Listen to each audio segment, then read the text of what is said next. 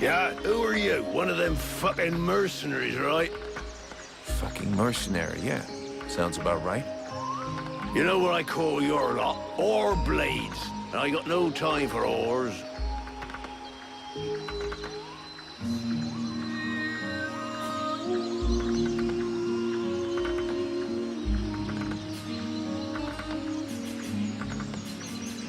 Maybe if you were to do something about your bad breath, the whores would let you get close to them.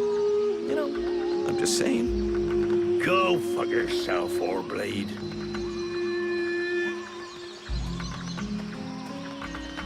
You again? I thought I made myself clear. I got no money to employ you. Now fuck off.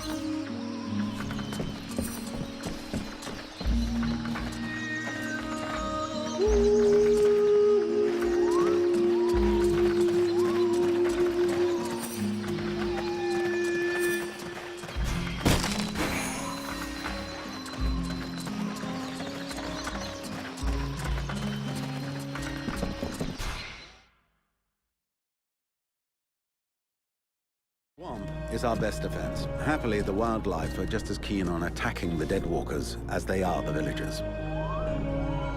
But the situation here in Valvanor grows worse daily. And each new wave of refugees increases the risk of drawing unwanted attention to this jungle. No Ice Lord scouts who find this village will ever escape to tell the tale. Of that, I can assure you.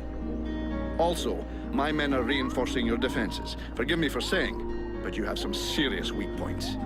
Especially the defenses around that refugee camp of yours. The arrival of the Freeborn Blades and the Red Scribes has greatly improved our chances of survival, Captain. Believe me when I say that we are most grateful to have you with us. Needless to say, your men and the Red Scribes are welcome and free to go where they will. But as for any other newcomers, our gates are closed. You must understand that our food stores are as limited as our abilities to defend our village. Until you arrived, we had but one person who was even vaguely capable of treating our injured. And the case of Prince Orendil was completely beyond her skills. And there is this beast story. Doubtless another fairy tale, the fruit of an alcohol-addled brain. Nonetheless, several of the Watch have gone missing. Something hidden in these swamps is causing these disappearances, but we cannot risk sacrificing any more of the few men remaining to us on sending patrols. Large groups entail moving chrysalids that are unmanageable. The others quite simply do not return. Silence! If I were to listen to everyone, I would need 10 times the number of men I have to verify the truth of every tale. Enough. You must aid me to do this. I am not able to do that. Your endless wailings are unbearable. In the name of... Vulcan? But by the gods, man, what is... This world is condemned. The cold hath invaded its ground, its souls, and its heart. Yet here you stand, weaving your limbs like fish taken from the water, miserably shuffling about to conserve the illusion of warmth and life, and not feel the passing of your last breath, while I must endure your wailings and lamentations. Pitiful. Vulcan, stop this nonsense immediately. It is not he who speaks. All doth fall to ruin about you. Yet you still bewail your loose bowels and vomitings. You cannot vanquish your dead walkers, no more than you can vanquish their necromancer masters. They draw their power from the very heart of the world. They drink it, they suckle it dry.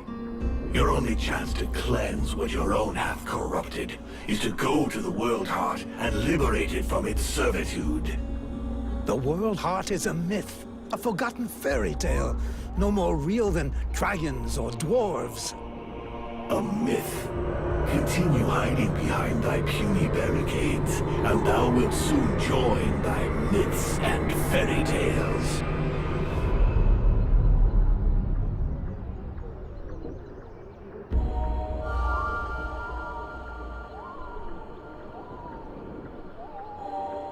Cease your pretense. I know you have returned to consciousness.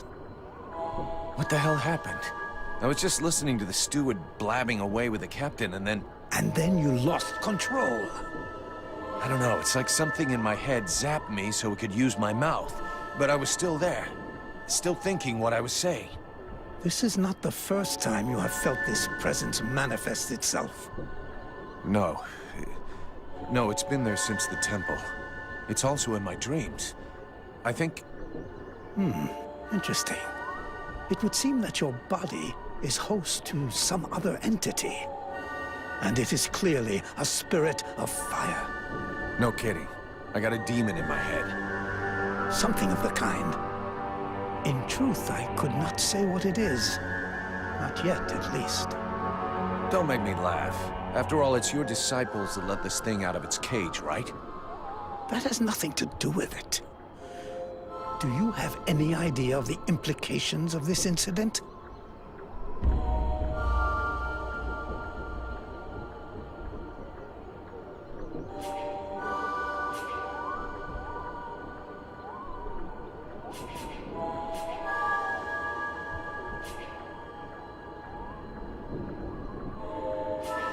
If it happens again a couple of days from now, they'll all start spitting and throwing rocks at me. Guess I'll have to watch out. I fear that is the least of your worries. Obviously, you haven't understood. The thing that is inside you, it wishes you ill. There is not enough space inside you for two souls. That demon wants your body. It will control you more and more until it has replaced you completely. Ha! Thou thinkest I crave the body of a mortal? I am a prisoner here. My place is in the World Heart. It will not hesitate to lie to you, to tell you that which you wish to hear, so that you will allow it to consume you. I never asked for this cage. I never asked to be forced to hear thy every thought. It is I who have been invaded. It speaks to you. Do not listen to it. Cast it from you. If you do not resist, it will crush your soul. Hey, take it easy. One day at a time, okay? I'm gonna take a walk.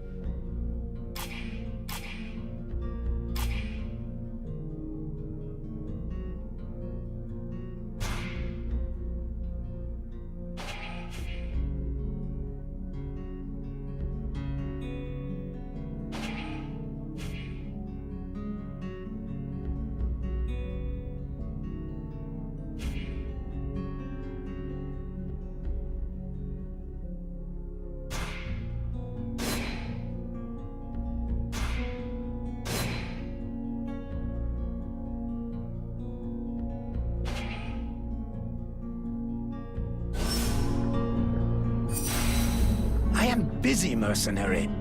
Go do what you're getting paid for.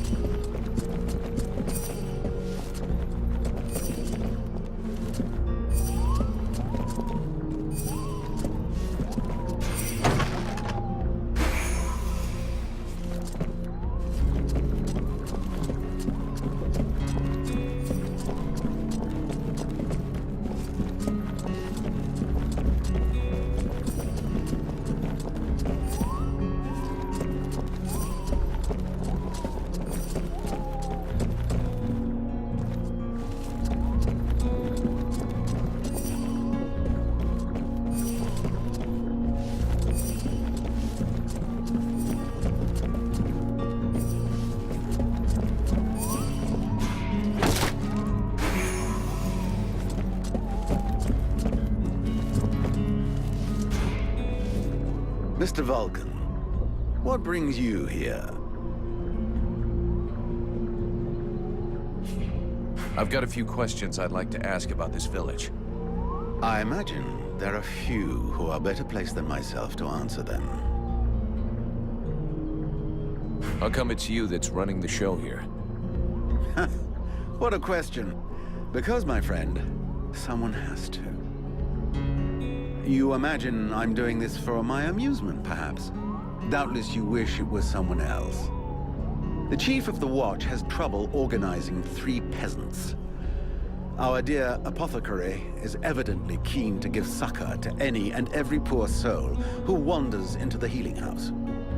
And regardless of your reputation, the people of this village would never trust outsiders such as yourself, or even the Red Scribes. So yes, it is indeed I who command here. The one-time steward of the hunting lodge of Valvanor, now leader of this shithole. Well, hell. Glad we got that cleared up. What can you tell me about the people of Valvanor? Before the war, there were just a few families here. Hunters and craftsmen, mostly. These days, they survive as best they can, husbanding their animals and digging up the puny vegetables they've managed to grow. Few dare to venture outside the walls. These woods are fruitful, but more perilous than ever before, and most of these folk know nothing of arms. But you've got your guards. They hardly qualify as an armed militia. Of the few that remain, most are sturdy farmers whom we have entrusted with some kind of weapon. Most of the real fighters left the village as soon as war broke out. The others died while out on patrol. The only one left here with any real experience is Mason, the head of the guard. Sadly, the man is a walking beer keg, who could not give a dog's fart for what his men are about. Who are all those refugees that you're keeping outside the walls?